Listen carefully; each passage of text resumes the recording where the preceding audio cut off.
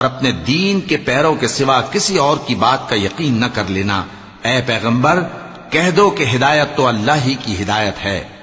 وہ یہ بھی کہتے ہیں یہ بھی نہ ماننا کہ جو چیز تم کو ملی ہے ویسی کسی اور کو بھی مل سکتی ہے، ورنہ وہ تم پر تمہارے رب کے روبرو حجت قائم کر دیں گے۔ اے پیغمبر کہہ دو کہ بزرگی اللہ ہی کے ہاتھ میں ہے، وہ جسے چاہتا ہے دیتا ہے، اور اللہ کشائش والا ہے، علم والا ہے۔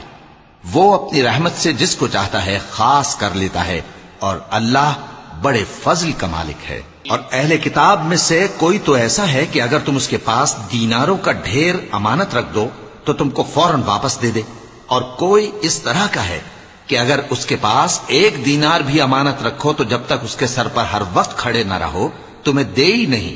یہ اس لیے کہ وہ کہتے ہیں کہ امیوں کے بارے میں ہم سے مواخذہ نہیں ہوگا۔ یہ اللہ پر محض جھوٹ بولتے ہیں اور اس بات کو جانتے بھی ہیں۔ ہاں کیوں نہیں، جو شخص اپنے اقرار کو پورا کرے اور پرہیزگار بنا رہے تو اللہ بھی پرہیزگاروں کو دوست رکھتا ہے۔ جو لوگ اللہ کے اقراروں اور اپنی قسموں کو بیچ ڈالتے ہیں اور ان کے عوض تھوڑی سی قیمت حاصل کرتے ہیں، ان کا آخرت میں کچھ حصہ نہیں۔ ان سے اللہ نہ تو کلام کرے گا اور نہ قیامت کے روز ان کی طرف دیکھے گا، اور نہ ان کو پاک کرے گا، اور ان کو دکھ دینے والا عذاب ہوگا۔